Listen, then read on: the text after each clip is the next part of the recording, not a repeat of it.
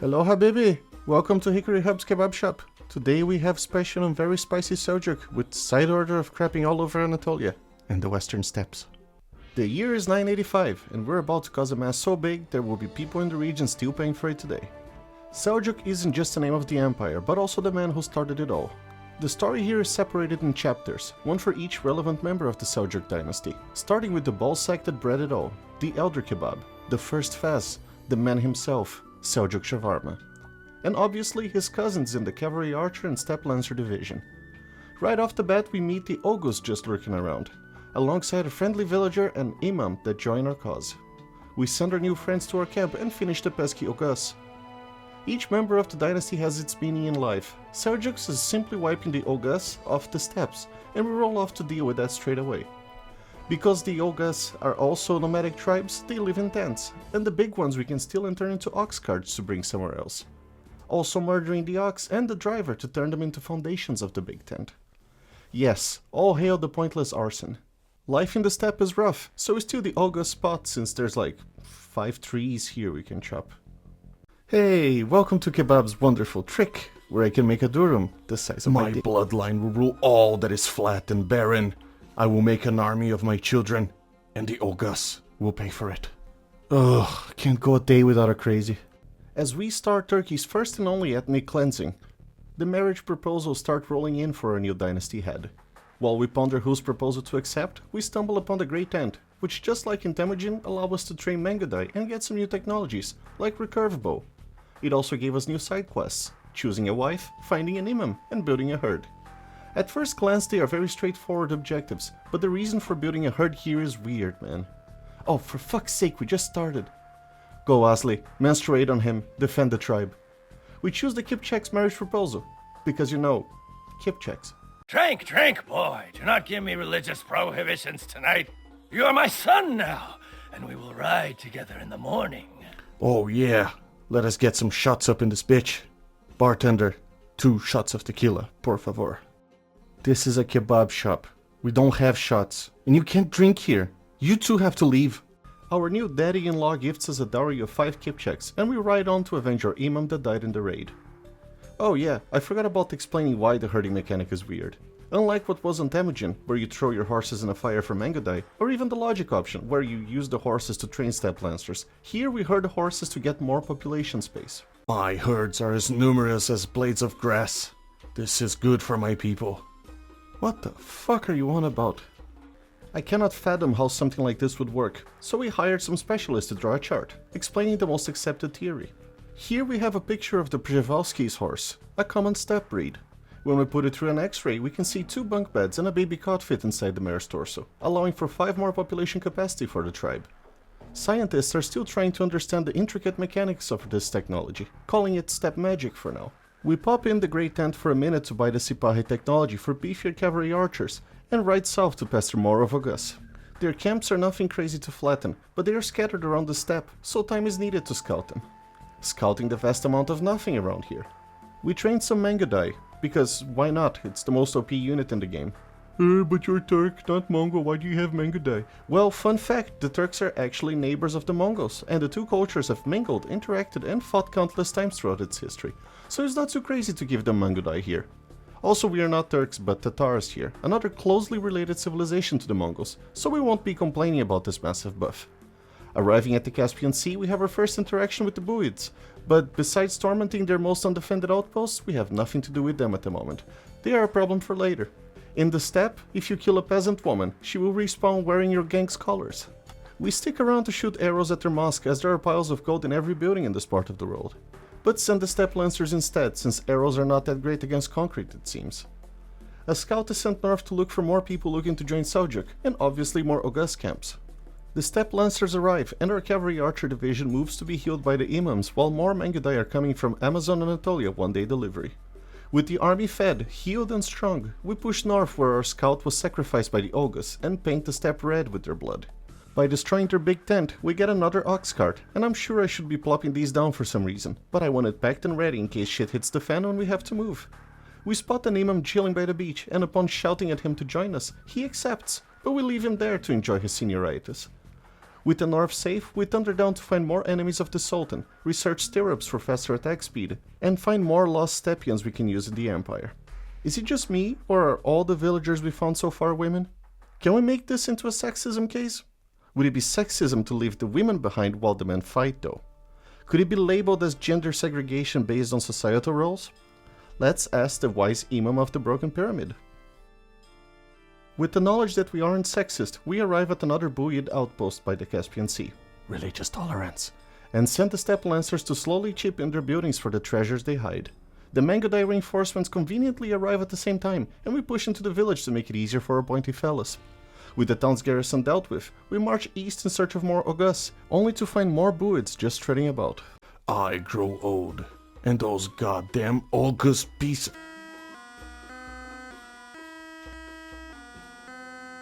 are still here. Jesus Christ, why are you still here? Apparently, our Lord and Savior Seljuk isn't immortal, and we are given a timer for when we have to finish the Oghuz once and for all. Panic hits me, and we spread out the troops to look for them in every way possible. The timer is running, and we need to find the straggler so Seljuk can enter paradise. With the intuition of a horoscope hippie girl that went on a self-finding journey to Thailand, we ride east to yet another enemy camp. Out west, nothing shows up in the radar besides yet another female villager and some goats for the kebabs. The Karakhanids arrive to try and stop us out of pettiness for not marrying their whale princess, but they can't stop the Oghuz from disappearing from existence. With Seljuk's life's goals fulfilled, we just have to wait him out, as in waiting for him to die, which really puts stomping technologically inferior enemies in perspective. What is wronger, systemically dismantling the centuries of creations of other civilizations, or patiently waiting for our leader to be returned to sender so we can have new objectives?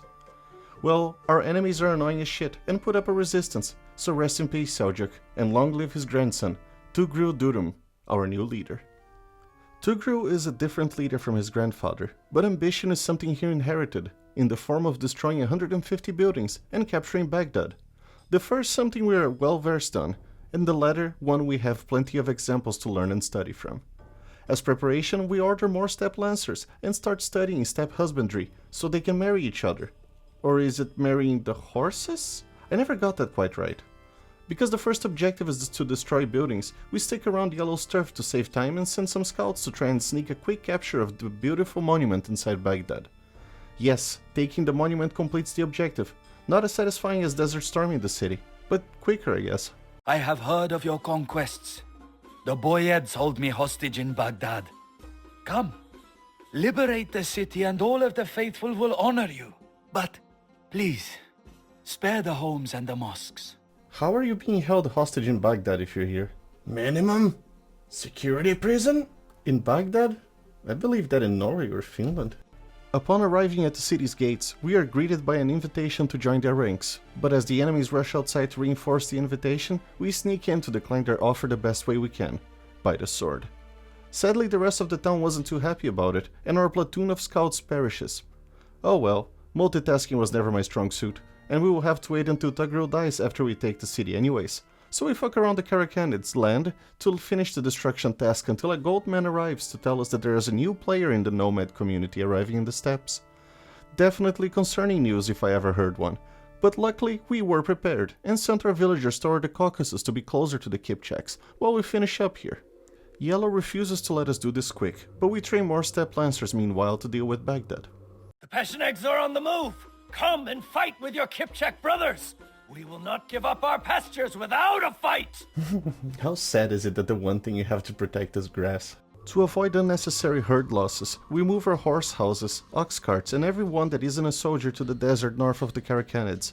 But the Pechenegs saw right through our tactics and came straight for the Caucasus. Because of course they did. Who wouldn't go for the land that has, you know, trees and resources and arable land and shit?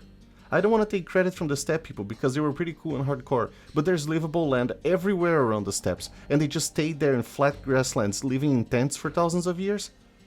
We evacuate our settlers in the Caucasus to Shipwreck Island, where we know the other horse people wouldn't be able to reach them, and as the backup arrives we realize that they just strolled past us towards our original camp, ambushing our cavalry archer division. The Kipchaks manage to distract them, so we take a few shots. But that doesn't last long, and we are forced to run again until the main army arrives to finish the job. With the Pechenegs threat neutralized, we go back to exploiting modern-day Azerbaijan and send the steppe lancers down to Baghdad to finish the job.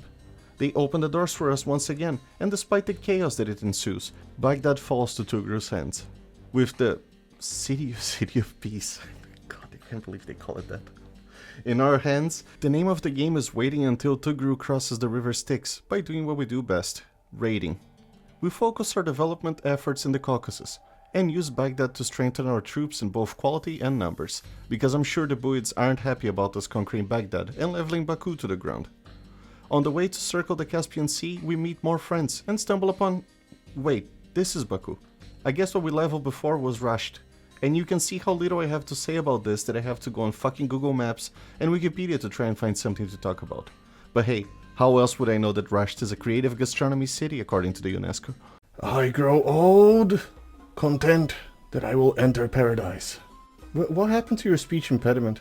Also, I don't think paradise is the next stop after what you did in Rasht. They put pineapple on pizza. Creative gastronomy, my ass. Send a postcard from heaven.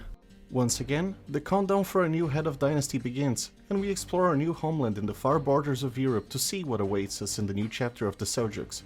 With Tughril's death doesn't just come a new leader, but also other claimers to the throne, whose army must be defeated before Alp Arslan can consolidate power. Welcome to Doodle McCluck. You get a doodle with everything. That's not my uncle claims my throne. I will rip off his head and shit on his neck. Oh boy. The two armies meet at the north end of the Caspian Sea, and after a quick battle, no one could deny the prowess of Alp Arslan, the ambitious leader of the Seljuk Empire.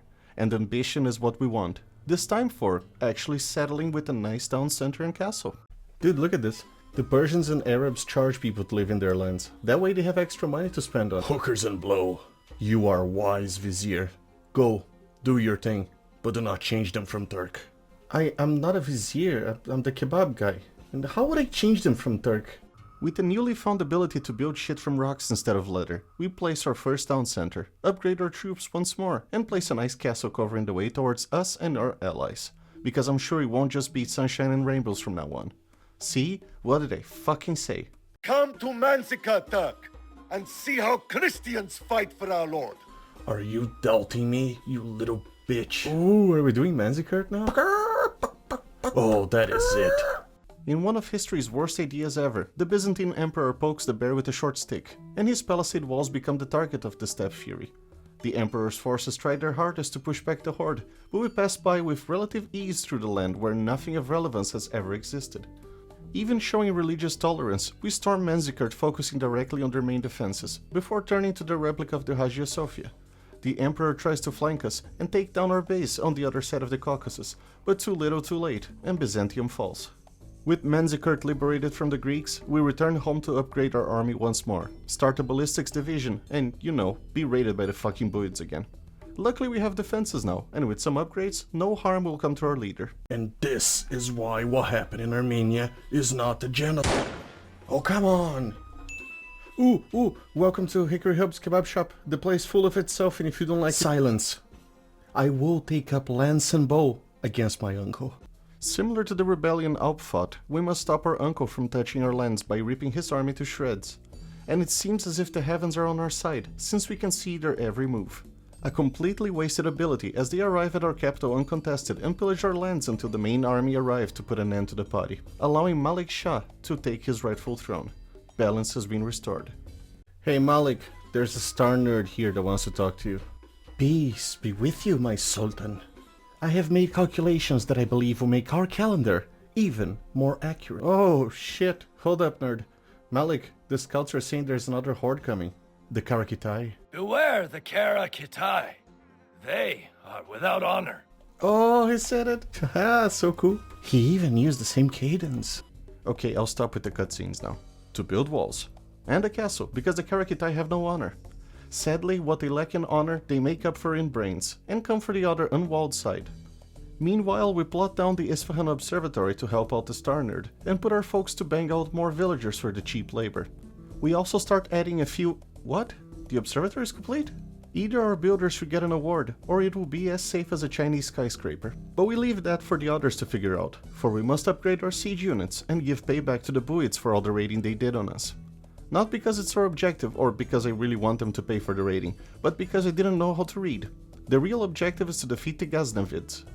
But we haven't figured that out yet, and roll on to their closest city with anger in our hearts and steel cladding our batterums. Thankfully it takes no time to straight up flatten the whole city, and we plow through the other side, opening a nice shortcut from Baghdad to the Ghaznavids' turf. So not all of it was a waste of time and resources. The speed of the destruction is unparalleled, but we can always improve. 4 buildings collapsing at once is pretty good, but a leader should always strive to do better. The steamrolling continues without any big issues, and despite their best efforts, oh god damn it, we push forth with the troops we have as the Ghaznavids don't really have another way to stop the Rams, while trying to maneuver the new Rams around the Purple Dig Head Squad. The name of the game becomes hunting down everything seen on the map. It's not very difficult to find them, as the cities are relatively right next to each other, but then this shit happens. Hold on, let me just deal with this real quick. It'll just take a minute. Much better. We can now go back to punishing the other people living here for just existing. Using the same award-winning tactic as before, we push to their gates and just ram into whatever they have in front of us. Because honestly, it should be illegal to have siege rams and Mangudai in the same army. And as the castle falls, so do the Ghaznavids. And the longest scenario so far ends in 3 hours, 27 minutes and 2 seconds. Holy shit, what a marathon this was. But not in a bad way at all. From the beginning I was dreading playing this because I didn't think it would be captivating for how long it is, or that it would be repetitive. But this was fantastic. There was storytelling, good mechanics, interesting characters, and it felt the same as playing a standard campaign. My only complaint is exactly this: it could have been a full campaign, and I think it would have been a bit better, with some different maps and the usual storyline progression. But either way, I have no complaints. They finally did a bit of justice to Manzikert. Partial time now stands at 220 hours, 22 minutes and 6 seconds. A big jump, but I think it's understandable. This was supposed to come out with Komnenos, but I didn't want it to take 3 months, so that's coming next. Time was really a factor here. I couldn't even tell my theory of how it's Seljuk's fault that Trump is threatening to go to war against Denmark. Men, defend the camp! I cannot allow this talk to get the better of me! No bother. Dead soldiers do not need to be paid.